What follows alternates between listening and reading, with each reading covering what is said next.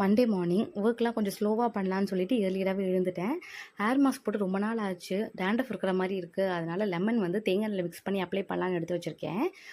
இந்த மாதிரி காட்டனில் டிப் பண்ணிவிட்டு நம்ம ரூட்ஸில் அப்ளை பண்ணுறப்போ கொஞ்சம் எஃபெக்டிவாகவும் இருக்கும், க்யூராகவும் நிறைய சான்சஸ் இருக்குது. மார்னிங் டிஃபனுக்கு வந்துட்டு தோசை, தேங்காய் சட்னி. ஜூஸ் வந்துட்டு தக்காளி ஜூஸ் தான் ரெடி பண்ணிட்டு இருந்தேன். தக்காளி ஜூஸ்க்கு வந்துட்டு ஒரு பெரிய சைஸ் தக்காளி, கொஞ்சமாக குருமிளகு, உப்பு, தண்ணி சேர்த்து அரைச்சிட்டு வடிகட்டி குடிக்கலாம். இது வந்து வெயிட் லாஸ்க்கு ரொம்ப எஃபெக்டிவாக இருக்கும். எனக்கு சடனாக ஒரு ஹெல்த் கான்ஷியஸ் வந்துடுச்சு. என்னென்னா, டெலிவரி ஆகி 2.5 இயர்ஸ் கிட்ட ஆகிடுச்சு. வெயிட் கெயின் ஆகிருக்கு. வெயிட் லாஸ்க்கு நான் இது வரைக்கும் எதுவுமே பண்ணவே இல்லை. நான் வந்து ஹெல்த்தியாக தான் இருக்கும் அப்படின்னு நினச்சிட்டு இருக்கேன். ஆனால் ஸ்டெப்ஸ் ஏறினாலே ரொம்ப மூச்சு வாங்குது.